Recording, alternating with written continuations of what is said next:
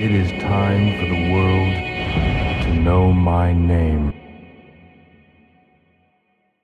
Alright, what's going on everybody? It's Urban Shadows on the mic. What it do? Right now, this is just... I can't even put this in words right now. How excited I am for this. This is crazy. E3 right now is off the chain. There's already like 4 games that blow my mind so far. But the one that's blown my mind the most, they brought it back. I didn't think they'd do it. They finally did. Devil May Cry 5. It's got my favorite video game character ever, Dante. Yo. Let's just watch this trailer real quick, see how this goes, man. This is nuts. Okay. I'm not too sure who that is. I'm not too sure if that might be Enzo from the anime. He like works with Dante, or if that was just some other random guy. But oh man, you don't know what's going on. Yo, who is that? Who is that? Oh shoot. Oh shoot. Devil May Cry. You see the 5 sticker? Oh. Yup. You know who that is. You're repping the sword? That's Nero. We already know that. I don't know who that is though. Yeah. Who is that? Yo. Look at his cut. Look at his hair. Look at this. That is crazy. Yo. Oh my god, the graphics look sick. Look at my boy. Oh. He don't got his devil bringer arm no more. Oh, but you know that's Nero just by the way he feel. Yup, that's definitely Nero. Oh my gosh. Got the old school moves from DMC 4. Yeah, who is this chick? I guess it's like some kind of mechanic that he meets. What? No chit chat or monologue? Yep. Right to the point, huh? That's definitely Nero, yeah. Oh my gosh. Yo, this is gonna be sick. Look at this. Bruh. My brilliant badass work is worth every dime. Dude, my man went Edward Elric, bruh. Oh, look. Oh, he said Kyrie, yup. Oh, who's that? Yo. Oh my goodness. Oh my gosh. Look at that. Oh. Look at him. My boy! Oh! Yo! Okay guys, so now I'm gonna kind of do a little bit of a breakdown on things that I kind of noticed about the trailer and slow it down just for some of you guys that are also DMC fans, and maybe if you guys notice something too, maybe you guys could point stuff out also. But like I said, I'm just gonna pick apart a little bit of things that I noticed in this trailer that's stood out to me pretty much. So here we go with it. You gonna make it through this? They're demons! I've seen them with my own eyes! Red Grave is completely taken over! Okay, now you hear him talk about Redgrave. He says Redgrave, so I guess that's the town pretty much that this game's gonna be taking place in. If you guys remember from the last time in Devil May Cry 4 where Nero took place in the story, well, he was a main character rather. Fortuna was the name of the little town that they were pretty much in.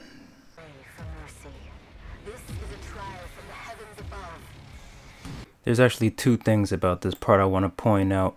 The fact that there, as I said before, it has the little 5 past the Devil May Cry. I guess that'll be the little tidbit to show off that this is the 5th installment of the game. And then here also, where it kind of has a phone number there. I wonder if that might be the listing for the girl that Nero's with, if that may be just her company or something, or her business that she has. Okay, here we can definitely see that this is Nero in his new design. For one, the main thing that stands out is his hair. His hair is no longer, you know, long he's gotten like a lower cut now, pretty much. You could definitely tell that this is Nero also because of the fact that he has his signature weapon that he had in Devil May Cry 4, the Red Queen, which, as you know, was customized mainly for him to use. And as you can see, it has like the same, you know, mechanic as the, you know, the revving, like a engine on it for it to heat up whenever he revs it. So that's definitely Nero. And I gotta say, I really actually kind of do like his new design. It looks very mature because, you know, I mean, I'm gonna say this game takes place between, obviously I'd say 4 and 2, but you know, it shows that Nero has, you know, progressed as a character. He's gotten older probably. You know, his looks changed, maybe his in a way, I mean, you can still probably see that he still acts the same maybe in a way, but you know, it just kind of shows how, you know, time has progressed a little bit of his character, and I really like how they added that. Hey, honey. Need assistance? Hey, you have to hit every single bump in the road? Gonna ruin my crew. And here we see that Nero is using his main firearm that he had in Devil May Cry 4. Also, he made it himself, the Blue Rose, which was a revolver that had pretty much 2 barrels, as you can see, you know, in a horizontal way, or rather vertical, and it shoots 2 bullets at once. Yeah, but it was a specialized revolver that he made for himself, so it's pretty cool to see he still has that.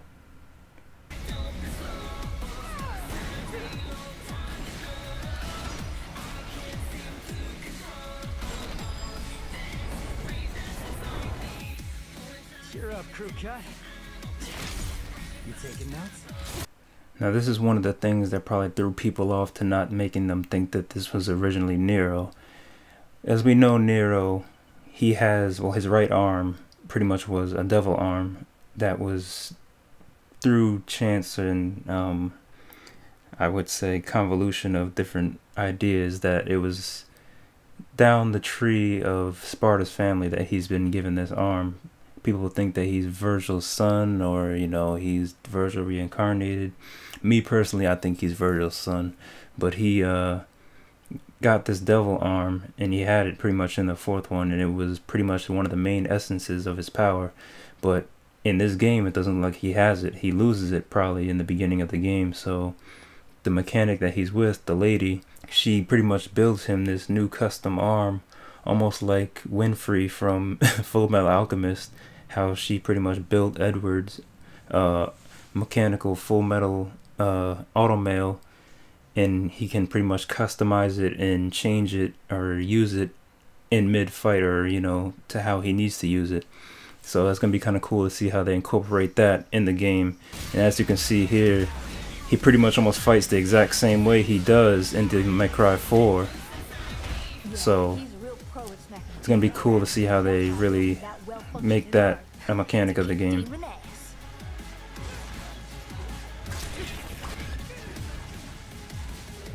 Now this is a little different. Now I would really guess that this is some kind of, well, as in they always are in every almost Devil May Cry game, you're almost given new kind of little items or weapons that you kind of acquire from different bosses or enemies in the game.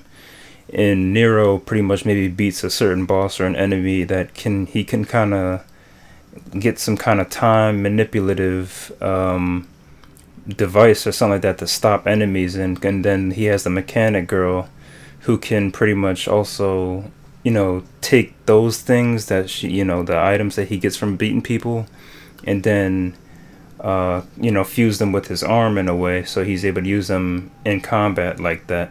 So it's going to be kind of cool to see what other kind of weapons might, you know, he can infuse his arm with. Because the other thing is that you gotta remember, since he doesn't have his, you know, Devil Bringer arm, he probably doesn't have access to his Devil Trigger also. So he's probably, you know, I wouldn't say powerless, because he still has his, you know, super strength and all that stuff, but he just doesn't have the, I would say maybe access to his, you know, his Sparta side family, if you will, powers. No chit-chat or monologue? Just getting right to the point, huh? And here you can see Nero still holds his in a way, I would say cocky, but a little bit, you know, jokingly manner with the enemy, you know, in a way. He still taunts the enemy just like young Dante did. So he still retains that, but then also mainly too, I like the fact how Johnny Young Bosch reprised his role of playing Nero's voice again. And you know, Johnny Young Bosch has played many different anime and video game characters over his, you know, voice acting career, so it's very good to see that they've kept original to that.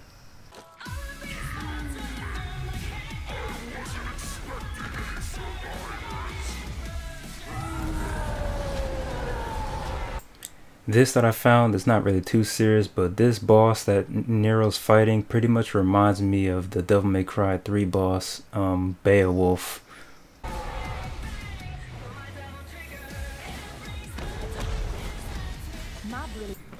Two things about this part. I wonder if there's going to be parts in the game when you're playing that the game will actually slow down as it does at this part.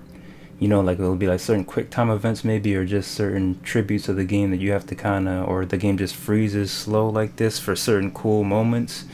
But then also too, that reminds me of the part in Devil May Cry 3 when Lady, or rather Mary, shoots her rocket at Dante in the third game, and you know, he pretty much does the same thing when he, you know, rides the missile like it's a skateboard or like a hoverboard or something. So I think that's just a pretty cool little tribute maybe they threw at us. But if you actually take a really good look at it, you see that that's actually his arm he's using, his robotic metallic arm that he's using to actually ride on like a skateboard. And you see there too, his like, he has his another arm on the back side of him, like the lower part of his back. So what you can take from this is probably that his mechanic makes more than just the one arm that he has, and he's going to be able to switch between the different ones that, you know, he can use within combat. Badass work is worth every dime, you know it. Cash first.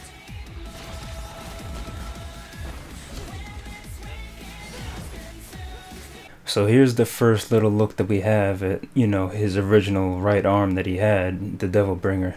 In, you know, Devil May Cry 4 he had it, but like I said, in this game it doesn't look like he has it. So I'm assuming this kind of happens in the beginning of the game. Somebody, whoever this guy is, or her, whoever this might be, comes along and pretty much just just guillotines his arm off of him somehow. And it's kind of hard to believe, because as we've seen, or if you played Devil May Cry 4, his arm was pretty much indestructible almost. I mean, even Dante's sword couldn't really pierce through it or cut it.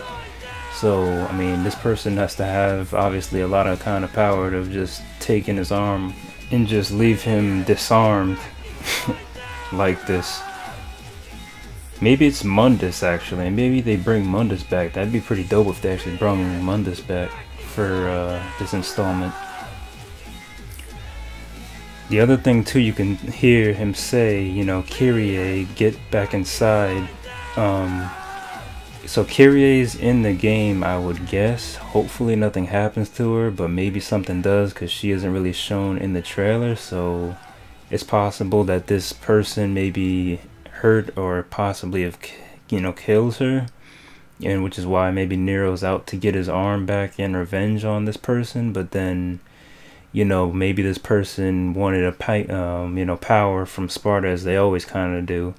And he really doesn't feel like he could take out Dante, so he goes to the next best thing, you know, Nero. Maybe that's, you know, not as, you know, educated or not as, you know, strong and, you know, experienced as Dante is, so he goes to Nero and acquire that power.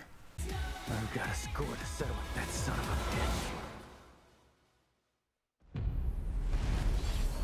bitch. Devil May Cry.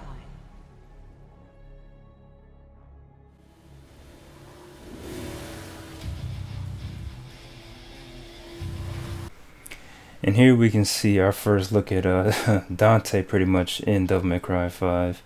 You can see that, you know, he's definitely getting up in age a little bit. You know, this is taking place, I'm assuming, like I said, between Devil May Cry 4 and 2, so it's only natural that he's going to be getting older. But, you know, he's riding in on a motorcycle, and then, like I said, I'm pretty sure just like in Devil May Cry 4, he was playable. and then, you know, Nero's playable. It switched in between, but who knows if they might add, maybe, who knows, like if Virgil might come back, or if, you know, it'll be, you know, all three you could play as at one point. Who knows? But, you know, it's really cool to see that Dante's in the game as well, and, you know, he couldn't have this game without my boy. But like I said, the game drops in spring 2019, they say, next year. So I can't wait to see, you know, where this game goes. What do you guys' thoughts? What do you guys want to see in the game? You know, me, I think also, I think I think also, I just said think like 20 times, that Nero is gonna definitely get some answers on maybe his history and his background more. I mean, you know, I think we're all gonna probably get more answers on, you know, who he is, and maybe Dante might explain it, you know, to him, or just throughout the game we might just see, you know, just things or questions that we had answered, you know, like the history of Sparta, you know what I mean, the family line, you know, is Virgil really possibly still alive? Does he somehow have relation to Nero, like I said, as his father? Is he really a reincarnation of him? I mean, it's all going to be something hopefully that gets solved and answered in this next game. But that's pretty much it, what I had to point out for the game. Like I said, if you guys had anything you guys saw maybe or noticed that I didn't, I'd love to hear it. Like I said, I'm a big fan of Devil May Cry, because, you know, like I said, I mean, it contains my you know, favorite video game character, Dante, and just, you know, it's just epic. I just love the story and the lore. So like I said, if you guys found out anything about it, I'd love to hear it. But that's pretty much it, guys. Urban Shadows, humbly aboding out. Peace. Devil May Cry.